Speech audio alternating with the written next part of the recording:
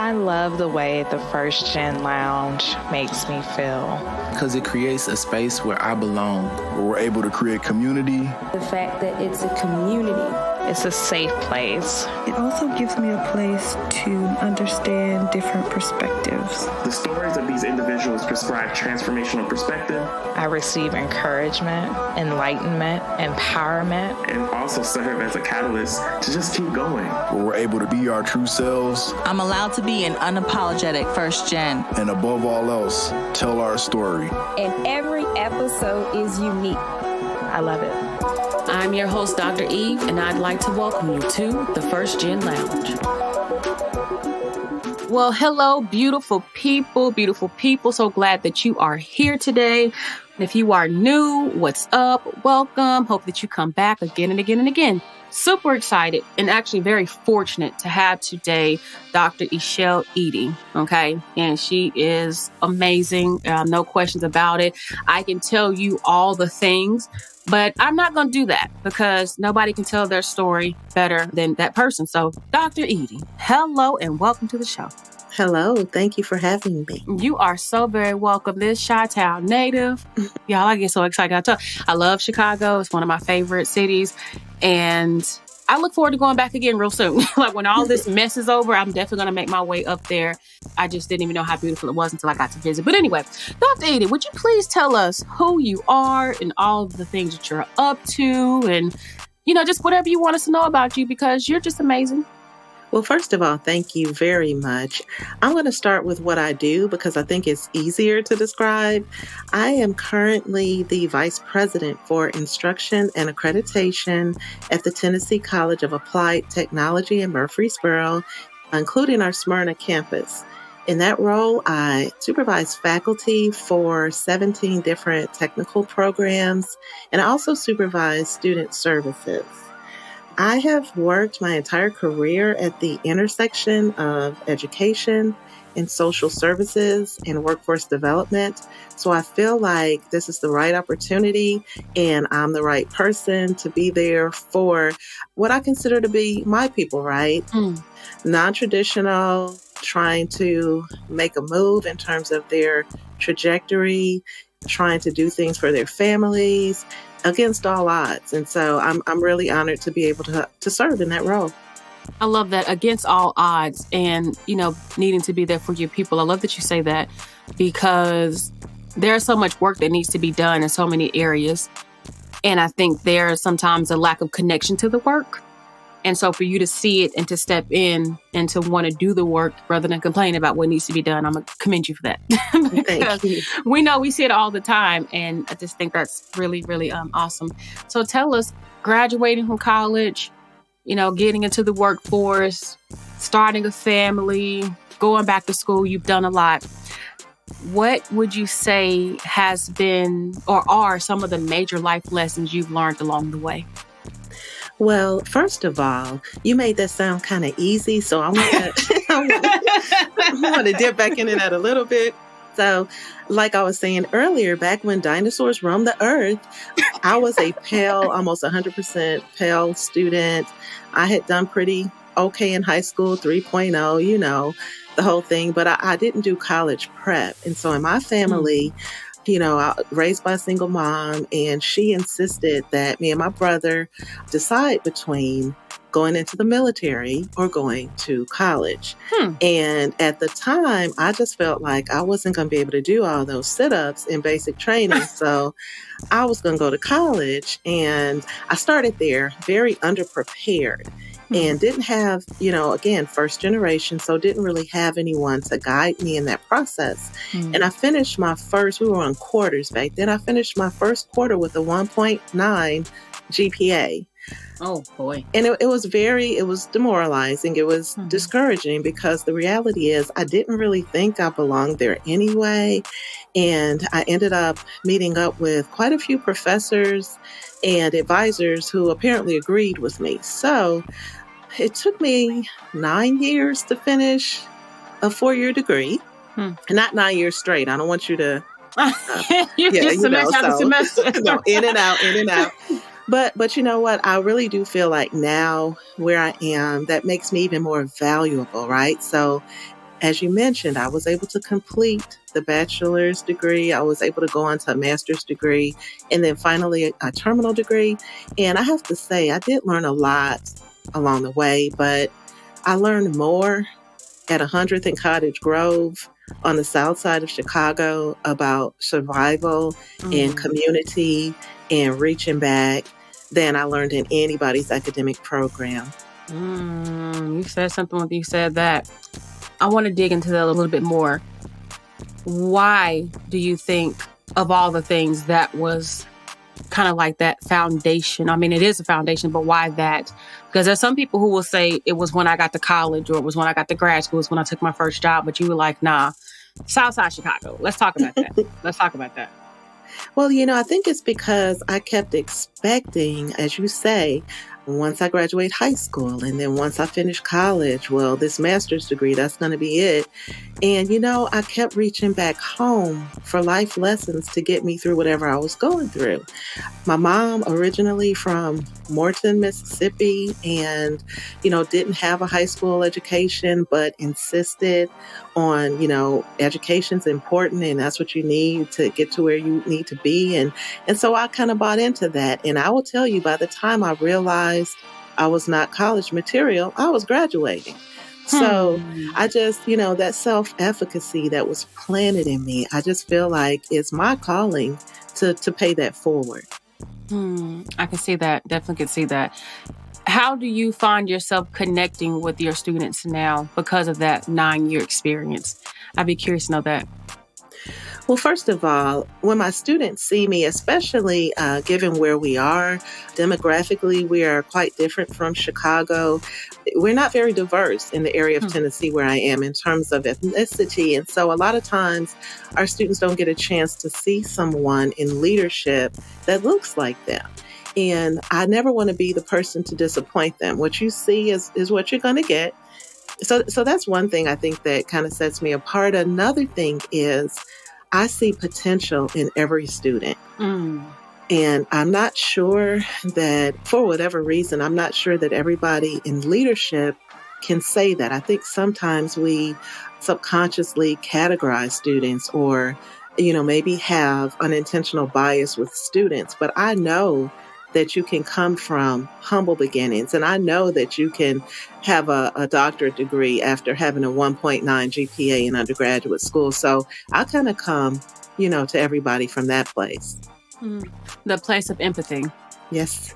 I think there's something to be said about that, because in higher education spaces and beyond, what makes a difference is being able to build relationships, and you can build when you can empathize, more so than when it's trying to be just a strategic plan for something. But I'm going to leave my 2 cents right there. But even thinking about the fact that you decided to go back. So, I mean, it took you quite some time to finish, and then you said, I'm going to keep going. What triggered that? Opportunity, being told that, and this is real. So watching colleagues who were sometimes different from me be afforded opportunities that when I went for, I was told, well, you need this credential. And other people didn't need that credential. And I just felt like if it's going to be a master's degree to keep me from moving ahead and to keep me from this opportunity, you have not said anything but a word. So that's really why I went back for my master's degree. And a lot of why I went back for my terminal degree, because I feel like I need to have a seat at the table because of what we talked about, right? 100th and Cottage Grove. But I know that credential is not going to get me to the table. So I play the game and I go along with the process, but I'm bringing 100% wherever I am. I can understand that, because being from Charlotte, I'm from Charlotte, and grew up in Hidden Valley. So not saying they're the same, but I get that where I'm from is also the reason some people may have looked at my life and thought I wasn't going to get to where I am. So even for you to have made it, kudos to you for that. So I want to even ask you, just in a moment of truth and transparency, how have you been able to adapt or even be able to let go of your old identity to step into your new one? And what I mean by that is, of course, growing up in Southside Chicago, I'm pretty sure you saw some things that said you learned survival. There may have been things you were exposed to that if you went back home now, people may say you different. How has it been for you to just really even let go of this identity of I'm not going to be able to make it, or I'm not college material? Who am I to think I belong as in a VP space for an institution at that? How ironic, right? Mm-hmm. Wow. How life turned itself around. So just what has been that process? Well, I have brought, my nickname was Artie, right? So I brought Artie from the hood with me, and she's with me wherever I go. Sometimes we put duct tape over her mouth and make her sit in a corner, but she's always there, right? So I know I can always pull back if I need to and say, all right, what would Artie do? It keeps me being able to relate to whomever I meet. But at the same time, it keeps me fearless, right? So a lot of times in this space, as an African-American woman in leadership, a lot of times you'll face situations that could be intimidating, especially if you're fighting through, say, imposter syndrome or whatever it is, whatever your insecurities may be. But when you think about how far you've come, and you think about a lot of the things you've been through, that's a lot of times that can shore you up. And you can say, you know what? Well, if I did that and if I survived that, I'm pretty sure I can survive you. So let's do it. Yeah, I'm with you on that. And then I like that you didn't say that you let go of who you used to be. You just learned how to manage the different elements of who you are. That's what I would like to say, because if you brought Artie to the party, right? Artie gonna tell you what's up, and she not gonna think twice about it. But I think, that you don't have to let go of who you are to become. So I thank you for how you answer that and for how you framed it for us, because a little duct tape over our mouth when, my mom taught me growing up, say what you feel. If it's on your mind, say what you feel, speak what's on your mind. And so I did take that perspective into a couple of professional work environments, and they ain't like it. But my mom has always been very honest and very real. And so I wanted to embody that because I love that strength. And I remember the first time I was at a staff meeting once for this job I was in. Somebody asked me what I thought about something. I was like, oh, I don't care. I didn't know I did anything wrong. But apparently, in professional settings, you're not supposed to say that. But I'm like, I honored my truth. But I've learned how to, like you said, shape things differently or say things in a way that's more palatable. Whereas before I was like, my mom to this day is just raw. So I learned from the best, but but I like to say, just do what you can. Again, just know when and how to let that person that's still there, that's in you, show up. Or, like I said, put her in the corner. So thank you for that. Oh, of course. It works about 87% of the time. 87%, Doc. Now, we know statistical significance. But, but has there ever been a time, just really curious if you'd like to share, that maybe you were like, ooh, she showed up and she should have really sat down? And how did you navigate that or bounce back from that challenge? Well, I will say in my youth, I was all about fairness and equity, and you're not going to talk to me that way. Mm-hmm. You're not going to treat me that way. I basically wore all of those feelings and emotions, how they say, on my sleeve. And what I found was that it wasn't serving me well, because once I showed my entire hand, I wasn't going to win that. I wasn't going to win that round, right? So what I started doing was temporarily internalizing, right? Not forever, because that'll make you sick, but being able to be patient and watch things play out and be a little more strategic. And so, like we talked about, I couldn't leave me behind, because if I had left me behind, I would have been lost. So, I'm always there with me. So Artie's always there with Dr. Eady. But what I've learned to do, again, is be patient and realize that I don't have to win every battle. I'm not going to win every battle, but I'm still going to win this war. That's a word today. And the idea of the timing, and timeliness, and knowing how to decipher if it's time to pounce on something or if you should just sit back with it. That's definitely a professional lesson worth understanding. Have you had people in your life to help you navigate these things as well? Just these things, as these professional workplace challenges, how you show up as a Black woman? Because I know that's a really big part of the experience, right? We just can't show up and think we can show up like everybody else. And so who has helped you? What have you been able to do to, again, just make sense of these spaces and to show up as your best self and, again, learn how to manage those emotions depending on what the situations are? Wow, that has been a big part of my experience. I'm thinking back to when I was still in undergraduate school and how my very first professional mentor, Dr. Bobby Bradley, who has passed on, but how she really took me under her wing and she saw potential in me before I saw it in myself. And she believed in me and allowed me to be in spaces that, quite frankly, I don't think I was always ready for. But what I took away from that is that I need to be that person. And I didn't know it at the time. I didn't know it for years until I started experiencing younger professionals kind of coming to me or, in my space and watching them and seeing potential in them. And that's when I really realized what she had done. So, and she was an African-American woman. She was one of the first leaders with the city colleges of Chicago. But, all my mentors have not been Black. All my mentors have not been women. I try and look for that, that peace, right? And PEACE, when you're in someone's space and you can feel that they have what's best for you. They have your best interest in heart. And I tend to gravitate toward people like that. But even at this stage in my career, every other Friday morning, I meet with a couple of mentors, both retired from higher education, and we just talk. We talk for, I'd say, 30 to 45 minutes.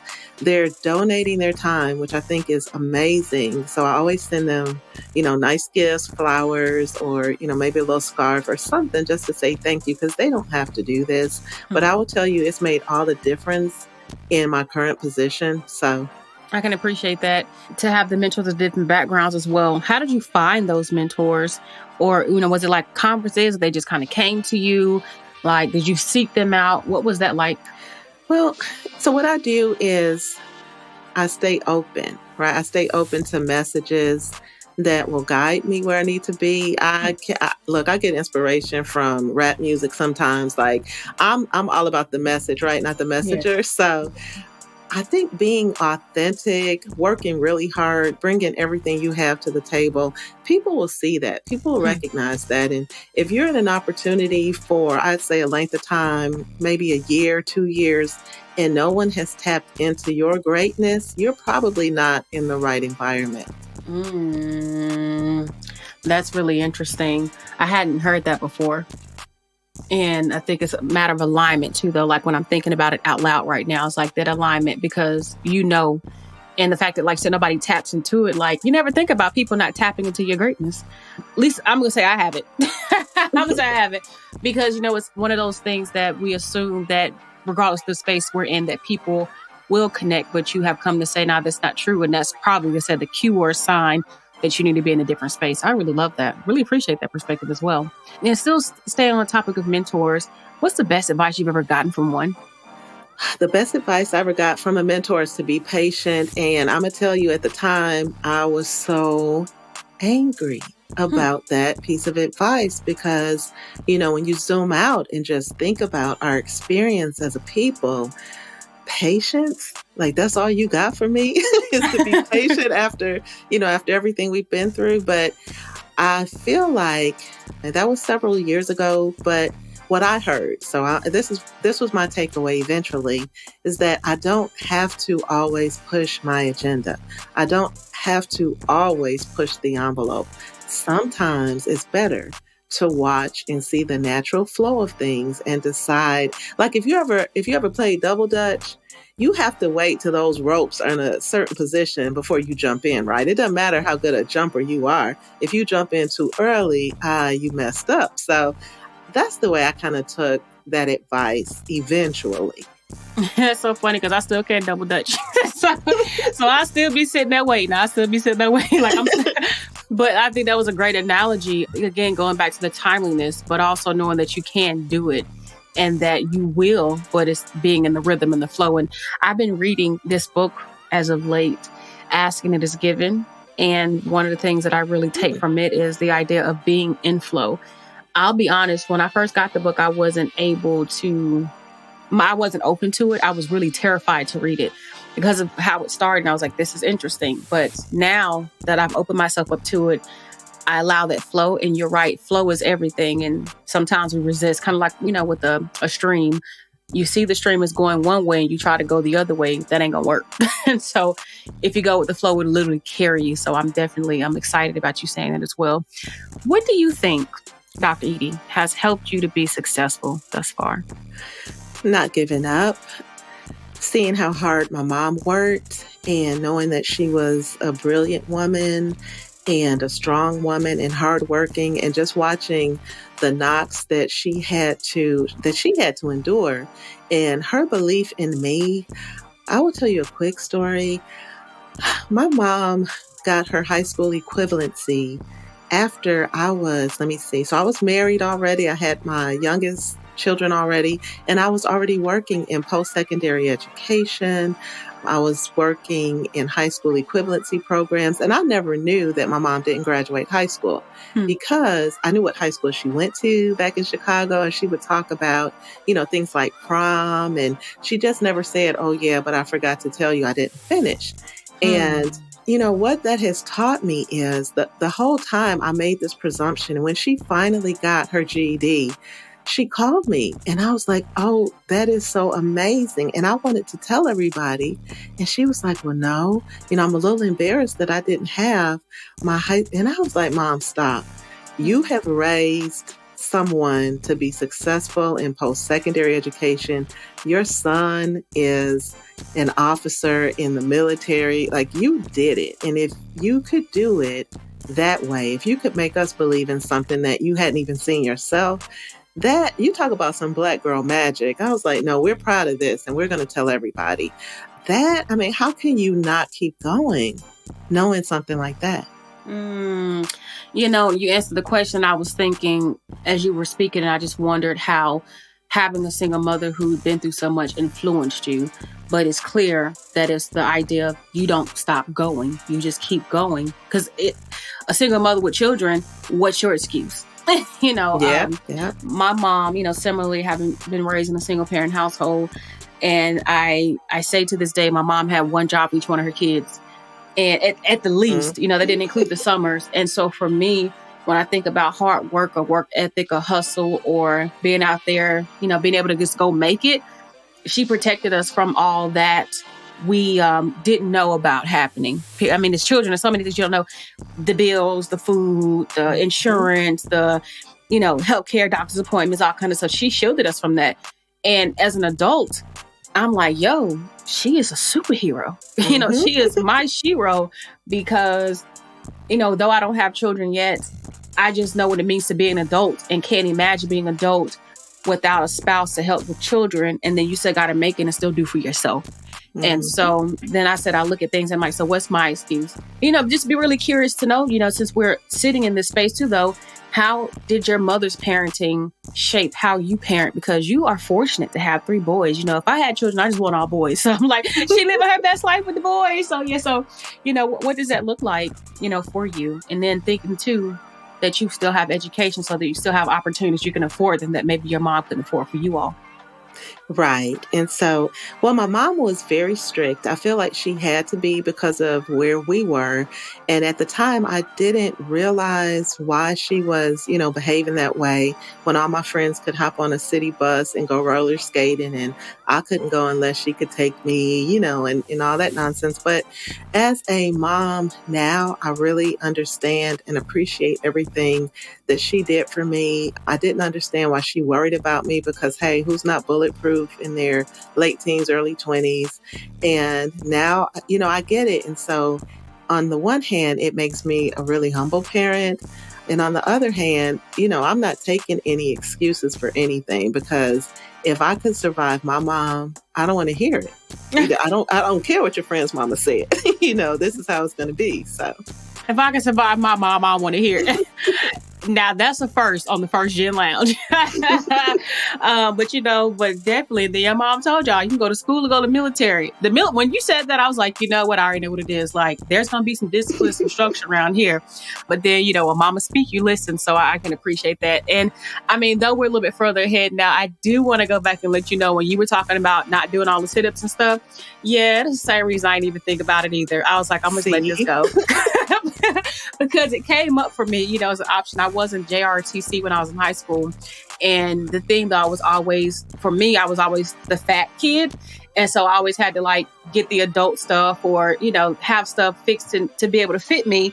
But I thought about it because they would sell you on this idea that go to the military, it can pay for college, you'll have stability, which I think there are some truth to that. But I was like, am I really about to do this to myself? I'm not going to pass that test. I don't know if I can lose this weight. So I'm like, yeah, I'm good. But the ASVAB was helpful. It was helpful. I got to learn some things about myself. So I'm good with it.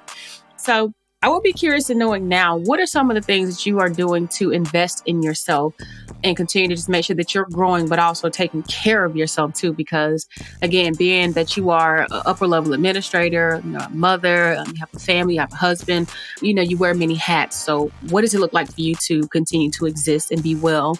And, when you need it to just not be Dr. Eady or mom, but just to be Echell.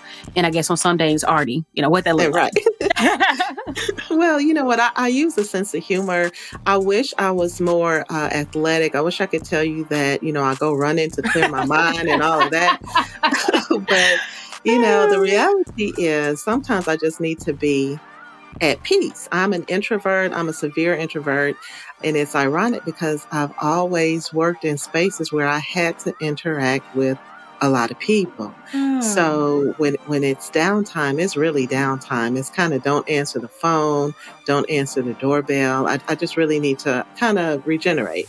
So I make sure that I make that space for myself. But I'm also big on family. So if somebody's going to be around me, it's going to be someone with, either marital or blood ties.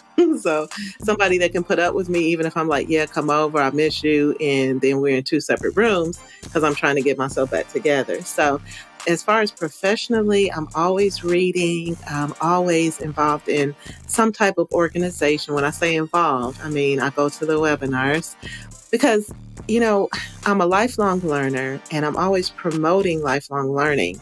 And I just don't think I could be that effective if I sat down one day and said, okay, cool. Now I know everything. Now I'm a sage and now I can tell everybody else what's up. No, we're always learning. I learn from youth. I learn from people who have not been in post-secondary ed as long as I have. And of course, I learn from people who have been in post-secondary ed, who have been in other roles as well, like we talked about, social services. One of my biggest influences is Sharon Roberson, and she's currently the CEO of the YWCA of Nashville and Middle Tennessee. And that would be an entirely additional podcast to talk about her. I mean, she's everything. But even though I don't work directly for her anymore, I still watch her through social media. She's inspiring. So that's kind of how I keep myself, sharp and try to stay at or near the top of my game. I'm excited about those things because it's just who you are. You're not trying to do anything that other people are doing, to make sure that you are good. Like you said, this is what's good for me. So the lesson for anybody listening to this, who people are telling you your self-care needs to be wine and baths and, going to splurge on things, do what makes you feel good. If it's those things, then absolutely. So just really tuning into that. I'm excited to hear your self-care as you showing up and learning and being exposed and just doing things that feel good for you. Okay, wait. Can we go back to that? Because I didn't know this was multiple choice. I'm not anti. I want to do that too. No, I'm not saying you anti. Go ahead. Tell us now. Tell us something. No. Yeah, what you said also. But I mean, what I thought of immediately is when I'm worn out, when I'm worn down, that's kind of how I rejuvenate. Mm-hmm. However, everything else you mentioned, I really can't wait to travel again. But travel for me is not necessarily relaxing. Travel for me is it's a series of teachable moments, it's exhilarating, it's all those things. But When I'm really, really kind of shutting down, it's at home, my dogs, and just chilling.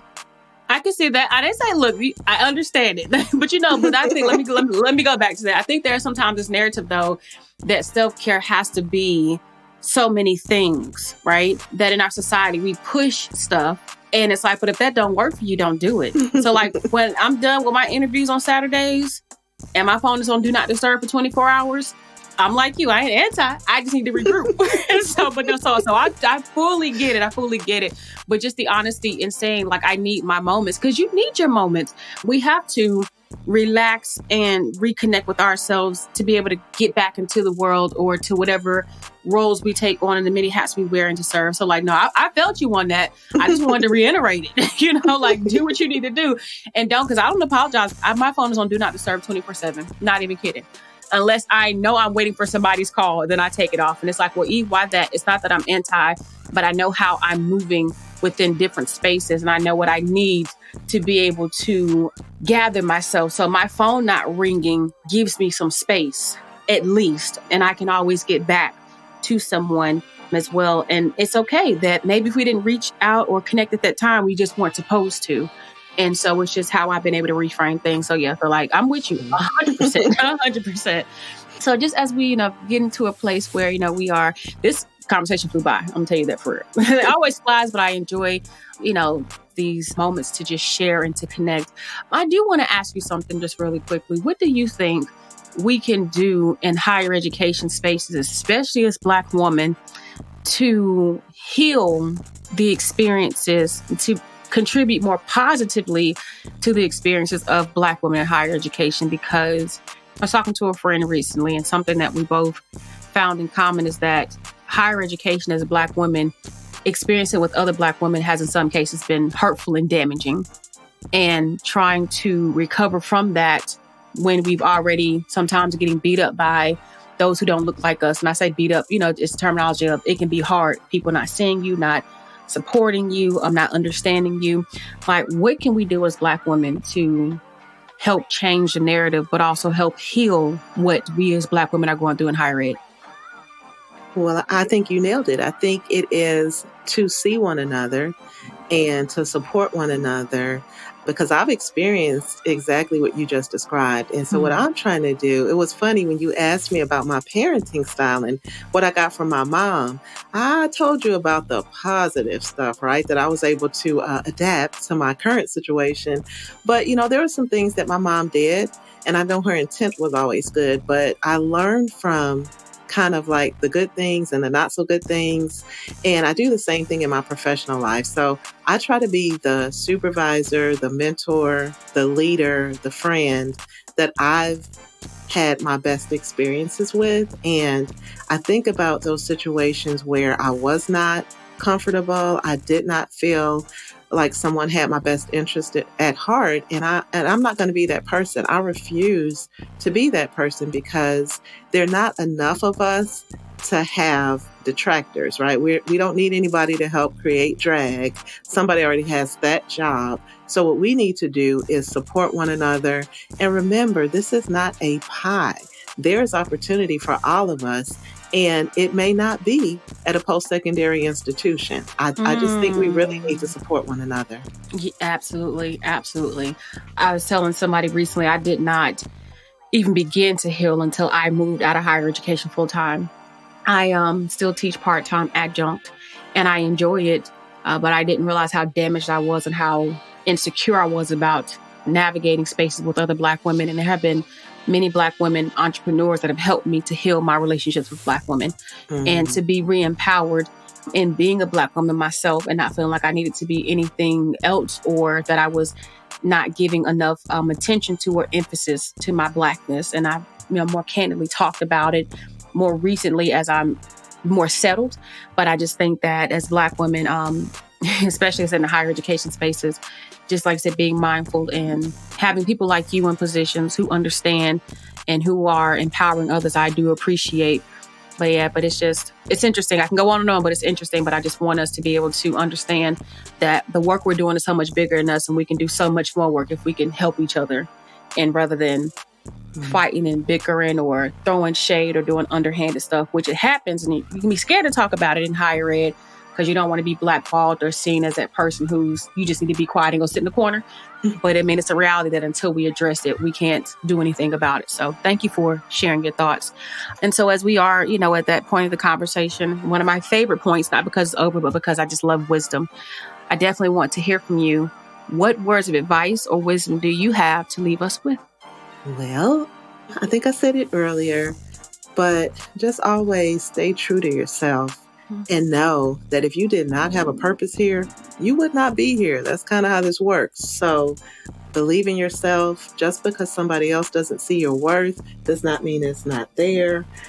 Try to make your life be a combination of what you love to do and what people are always asking you to do.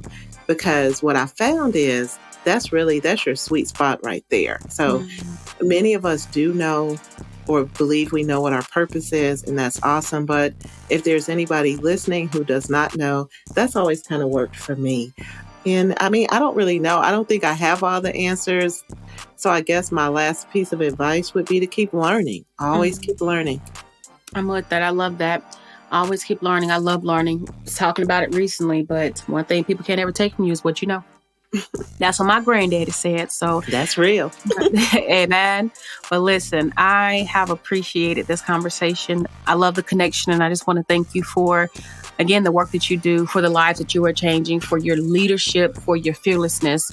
Because I know just, again, how challenging it can be to go for all the things, to be Black, to be a woman, but to be ambitious, so we make no excuses. So as I shared with you before, just thank you for your visibility to be able to help other women who are looking for that example, for you being that. I think we always understand that at some point or another, we do carry some of the responsibility, although it's not all of ours. Again, we just lift as we climb. And so to you, Dr. Eady, just wishing you well in all that lies ahead. And just again, thank you for your wisdom, for your knowledge, for your presence in this first gen space, and for being a first gen who, though may have had some challenges along the way, who didn't make an excuse or give up. I've definitely appreciated that and continue to wish you well in what you do. And for those of you who have tuned in and I like Dr. Eady because I like her too, right? Make sure you go to those show notes to connect with her, every space that she is. We put that information to make it easy for you. In the meantime, Dr. Eady, again, just thank you. Thank you. Thank you. And if you need anything, we here at the First Year Lounge, we got you back. Thank you so much for even creating this space. This is amazing. Thank you. Thank you. Definitely appreciate that. All right. Until the next time,